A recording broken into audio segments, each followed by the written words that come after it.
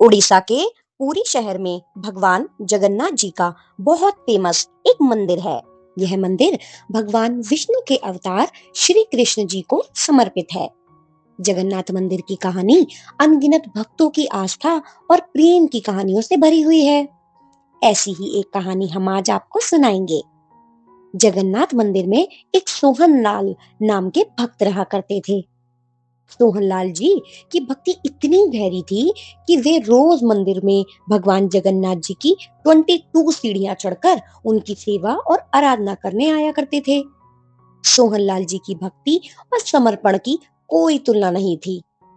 सोहनलाल जी की कोई संतान भी नहीं थी, इसलिए वे अकेले ही मंदिर में रहा करते थे। उनका जीवन केवल भगवान जगन्नाथ जी की भक्ति में ही कट रहा था।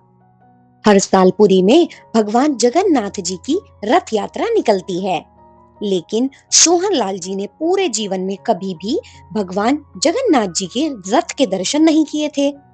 एक बार जब शुक्ल पक्ष की दशमी तिथि को रथ यात्रा निकलने का समय आया, सोहनलाल जी ने मनोकामना की कि हे भगवान, मैंने अगर कभी भी आपकी मन से सेवा की हो तो इस बार की विशाल रथ को मैं अपनी आंखों से देख पाऊं और आशीर्वाद प्राप्त कर पाऊं।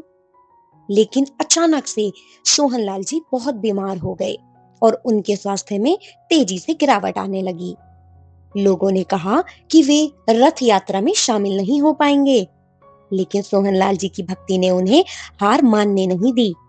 वे अपने दिल में भगवान जगन्नाथ जी की यात्रा देखने की प्रार्थना करते रहे।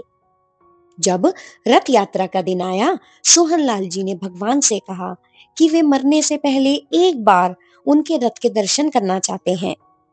और जैसे ही रथ यात्रा की शुरुआत हुई, एक चमत्कार हुआ। सोहनलाल जी को मंदिर की ओर जाते हुए दो व्यक्ति दिखाई दिए। उन्होंने सोहनलाल जी को अपने साथ लिया और उन्हें भगवान जगन्नाथ जी के रथ के बिल्कुल पास ले गए। जब सोहनलाल जी ने भगवान जगन्नाथ जी के रथ के दर्शन किए, उनका हृदय आनंद से भर गया। उन्होंने कहा, आपकी लीला बहुत निराली है प्रभु। आपने मुझे रथ दर्शन करवा ही दिए। अब तो चाहे मेरे प्राण भी निकल जाए तो कोई गम नहीं है। धीरे धीरे समय के साथ सोहनलाल जी की तबीयत ठीक होने लगी।